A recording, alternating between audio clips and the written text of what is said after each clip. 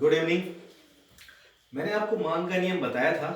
मांग का नियम यह बताता है कि किसी वस्तु के मूल्य और मांग के बीच में विपरीत संबंध होता है।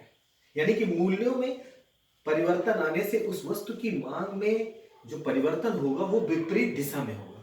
लेकिन यह परिवर्तन विपरीत दिशा में किस अनुपात में होगा, कितना होगा, यह बात मांग का नियम नहीं बताता। यानी कि हम कह सकते हैं कि किसी वस्तु के मूल्य में यदि कमी आती है तो उस वस्तु की मांग बढ़ जाती है, लेकिन कितनी बढ़ जाती है यह बात मांग का नियम नहीं बताता। यह बात बताता है मांग की लूज, इलास्टिसिटी ऑफ डिमांड।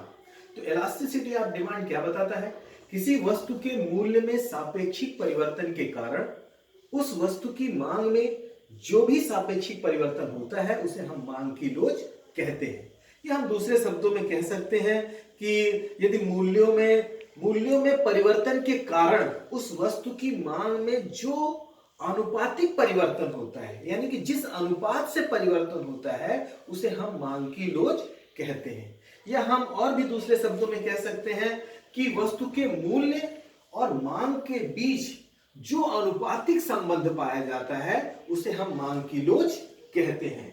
यहां पर देखिए, उसका सूत्र है ईपी बराबर minus change in quantity upon change in price into price upon quantity. ये चेंज इन क्वांटिटी क्या? अब यहां पर जो माइनस का जो चिन्ह है वो गणितीय दृष्टि से मात्र यह दिखाता है कि मूल्य और मांग के बीच में विपरीत संबंध है, और कुछ व्याख्या नहीं करता, मात्र यह प्रदर्शित करता है कि मूल्य और मांग के बीच में विपरीत संबंध है। ये चेंज इन क्वांटिटी क्या बताता है?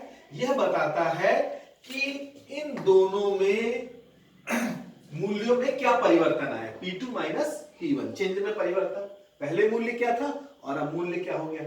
चेंज इन क्वांटिटी बताता है कि मात्रा में क्या परिवर्तन आया है, और प्राइस क्या बताता है? P बताता है प्रारंभिक कीमत और Q बताता है प्रारंभिक मात्रा। तो मांग की लोच क्या पता चलता है? मांग की लोच यह बताता है कि किसी वस्तु के मूल्य में परिवर्तन होने से उस वस्तु की मांग पर कितना परिवर्तन आएगा या किस अनुपात से परिवर्तन होगा उसे हम मांग की लोच कहते हैं। Thank you.